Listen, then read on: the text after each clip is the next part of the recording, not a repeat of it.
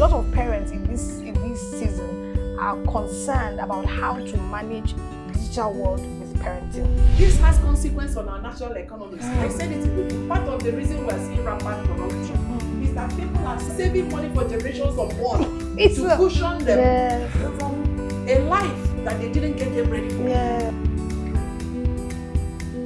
Hello there, and welcome to Dove with Chinwe. It's always my pleasure to be here, and I am totally grateful for the fact that you're out there with us.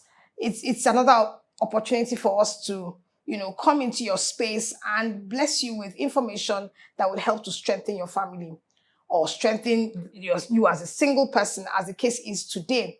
Today, we're talking about being successfully single.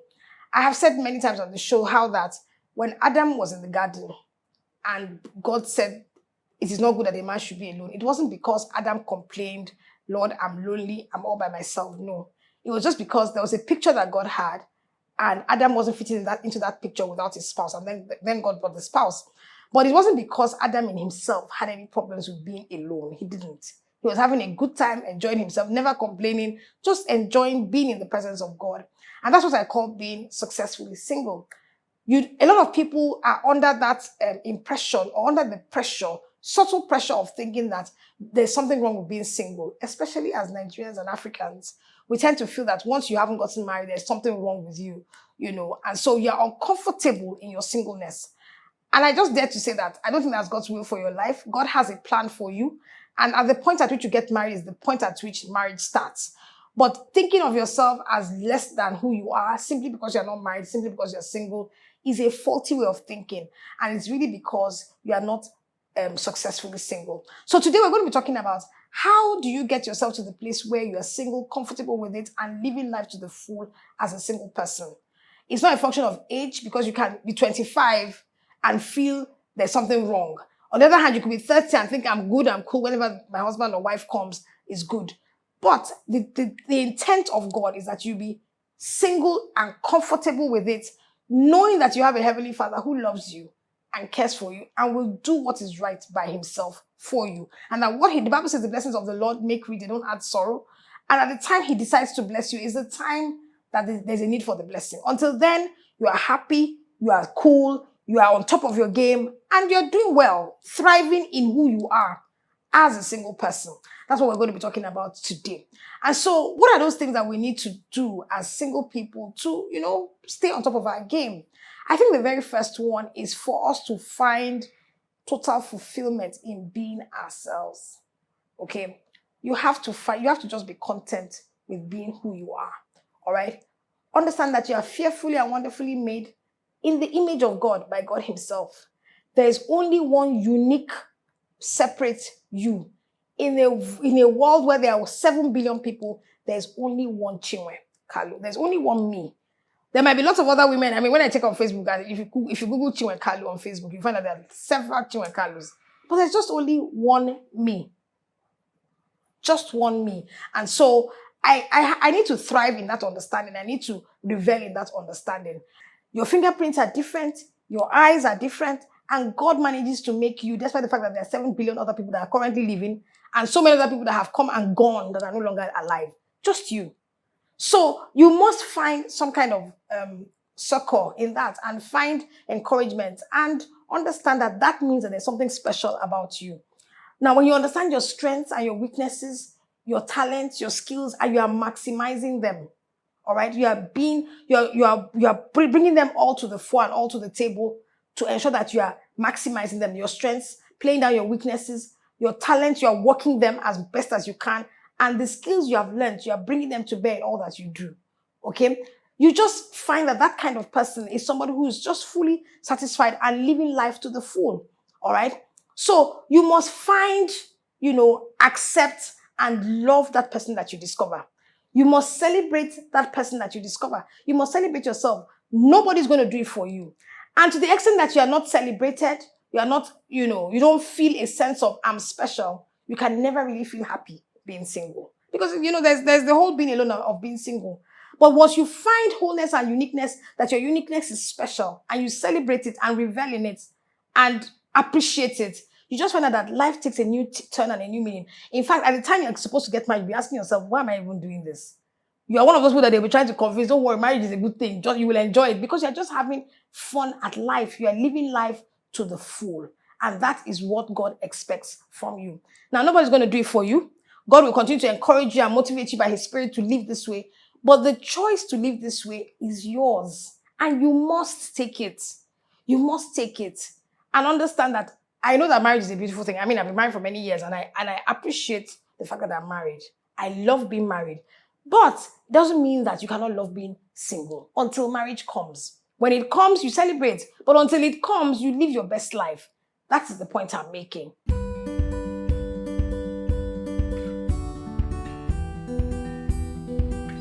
A lot of parents in this season are concerned about how to manage the digital world with parenting. This has consequence on our national economies. I said it before. Part of the reason we're seeing rampant corruption is that people are saving money for generations unborn to cushion them from a life that they didn't get them ready for. Yeah.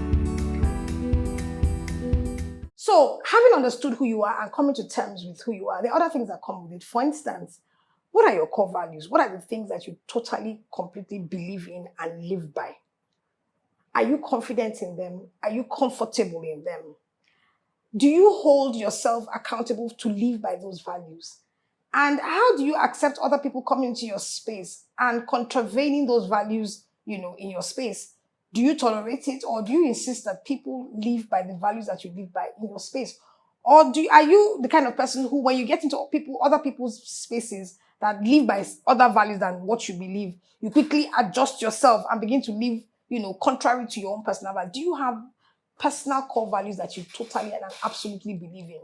I always tell the story, and it buttresses the fact that when people don't have core values that they live by, when life hits, that's when you know whether people are really comfortable with who they are.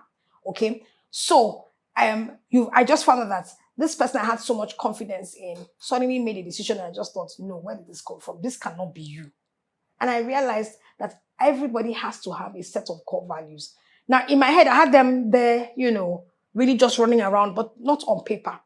I took the pains to go write them down on paper. And I even went public and said to people, if you ever see me living contrary to these values, I have given you by the fact that I'm writing this post, I've given you the right to call me to order and say, Chinwe, this is not the you that I know. So you have to have core values. Are you a person of integrity? Are you truthful?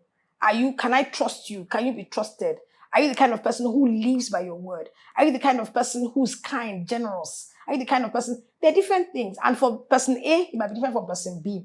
However, you need to live by core values. You need to have them, and not just have them, but live by them. Hold yourself accountable for them and live by them. Those are the kind of things that a single person who is comfortable with his being single does. You have to be comfortable with your core values and you have to leave them out to the fore without any apologies to anybody. Now, another thing is the ability to control yourself, the ability to control your emotions, the ability to control your responses to life. A lot of times people, they live lives without having, discipline. There's a need for you to be disciplined. A single person who is self-disciplined, it means that when you need to do anything, you do it. When you see something that you're not supposed to do, you tell yourself, I'm not going to do this. Okay? When you're that kind of single person, trust me, you achieve a lot more. Does it take one day? No, it doesn't. But you need to get into the vibe of understanding that I must live a disciplined life. I must subject my passions, my emotions, my temptations. I must be able to subject them to myself and live above them. It takes a while. But once you are able to get yourself to that place where you are comfortable with who you are able to live by your values, and you're able to discipline, subject yourself, beat yourself down to live the temperate life that will take you on the race that God has for you, race of life that God has for you. That is extremely critical for a single person. A single person who understands, the need to discipline himself and to manage his emotions.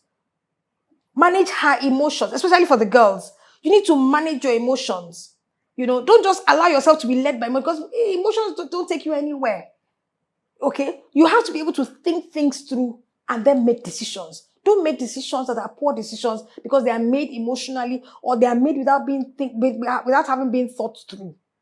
So you have to be someone who lives a disciplined life, a life of discipline, a life of a temperate life, a life that is not excessive, a life that knows when to go and when to stop. Okay, and that brings us to the fact that a successfully single person is also able to understand the signs of his life. You're able to understand the signals, especially if you're in faith. You're able to know when God is saying go, when God is saying stop, when God is saying wait, when God is saying no. You're able to discern the seasons of your life. Many people walk around without being able to understand these seasons. And so they just think a good opportunity has come, let me take it. No, it's not every good opportunity that comes that you need to take. And it takes a person of confidence in who you are and who God is to be able to say, this is a good opportunity, but this is not my opportunity. Or this is a good opportunity, this is my opportunity, I must take it now, despite the challenges that it may throw up to take it. And so you are living on top of life, you are living life to the full because you are trying to ensure that you understand what God, the Bible talks about the sons of Issachar who understand the signs of the times. You have to be able to understand the signals of your life. How does God talk to you? How does God nudge you? How does God warn you off? How does God encourage you? You need to know those things. That's what makes you a successful single person. And until you know those things, really, I won't even advise somebody to think of getting married without being comfortable in these areas that I'm talking about. And so when you are comfortable in these areas, what happens is that you can bring a second person into your life and live successfully with that person. But when you are not comfortable in yourself, you have no business bringing another person in.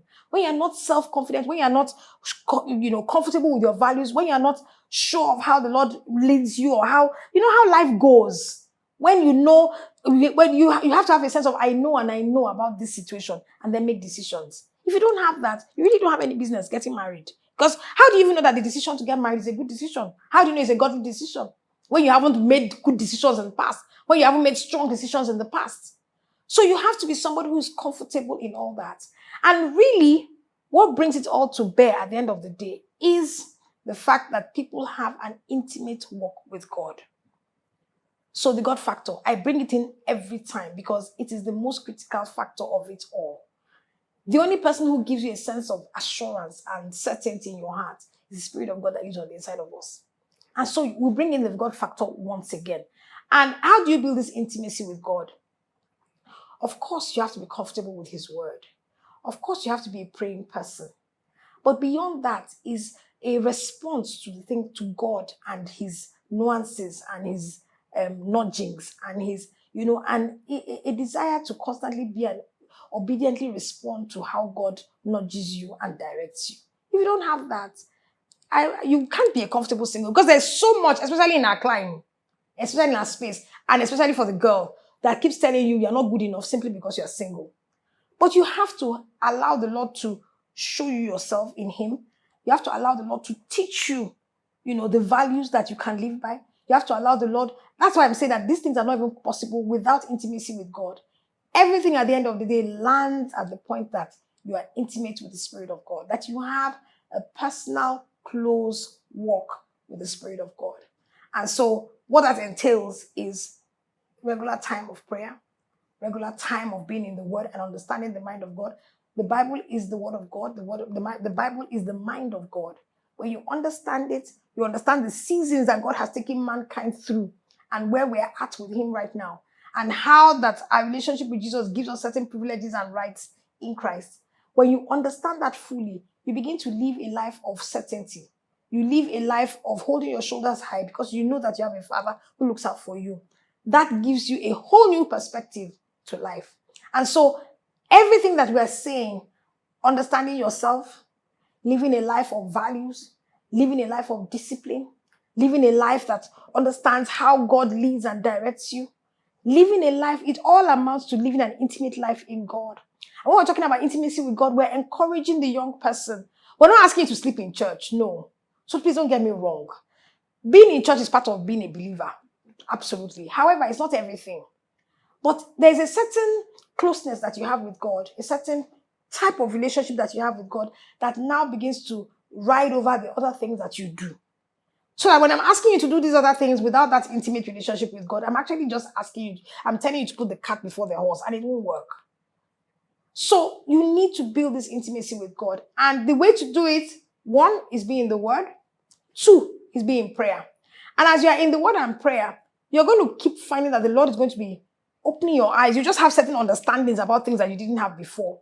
And certain instructions will come that you need to carry out, you need to obey.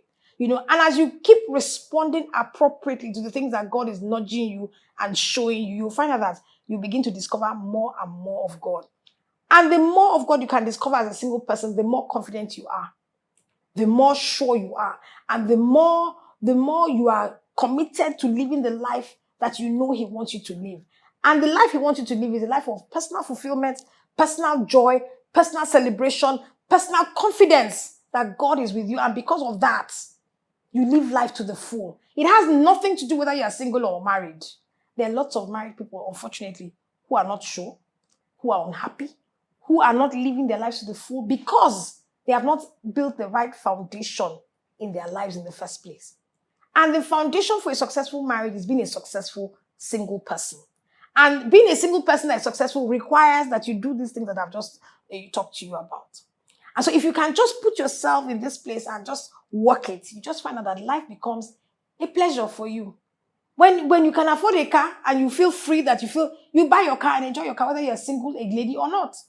How is it that there are young ladies who tell themselves, because I don't want to put young boys off, I will not live you won't live in the house you like, you won't buy the car you like, you will not live the life that you can afford because you're trying not to put off. So what happens when you now attract this young man who thinks that your level of living or your abilities or your financial ability is at a certain low level, and then he marries you and discovers that you have far more than he thought you did? That's living a lie. And you're not living your life to the full. So please don't do that to yourself. Don't deny yourself of being your best self simply because you're trying to fit into stereotypes that have been created for single people. You need to allow yourself, come out. Come out. Live the life that God has called you to. Live it in full. Enjoy living. Live for Him. Live with Him. Live through Him. And then life will become, worth living. And then as a single person, whether you're a man or a woman, you just find out that life is fun. Life should be fun. Life should be fun for you, whether you are married or single. Life should be fun for you. It's not supposed to be a function of being married.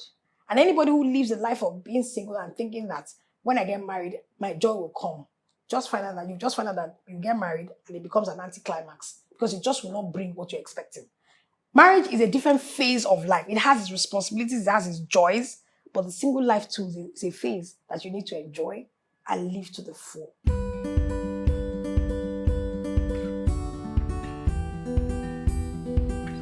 A lot of parents in this season are concerned about how to manage the digital world with parenting. This has consequence on our national economies. I said it in the book. Part of the reason we're seeing rampant corruption is that people are saving money for generations of one to cushion them from a life that they didn't get them ready for. Yeah. So I just thought I should say something to the single sister, single brother out there who is berating himself, beating himself up because he's single and thinking, until I get married, my life is not complete. This particular episode is about you, and I'm hoping that the things that I've shared will help you recreate, go back and ask yourself questions and, come back, energized to live your life to the full because, that's what God expects of you. All right? If you want some more of this, we'll keep talking about it on all our our platforms, online platforms. All you need to do is join our conversation. You can even start the conversation and we'll take it up from there, But on Instagram, we're Dovers with Chinwe. On Facebook, we're Dovers with Chinwe Kalu. On Twitter, we're Dovers with Chinwe. And we're constantly talking about what it will take to be a successful single, what it will take to get into proper relationships, what it will take to be married properly, what it will take to have children and have them properly. We're just constantly talking about these things and we would like you to join our conversation.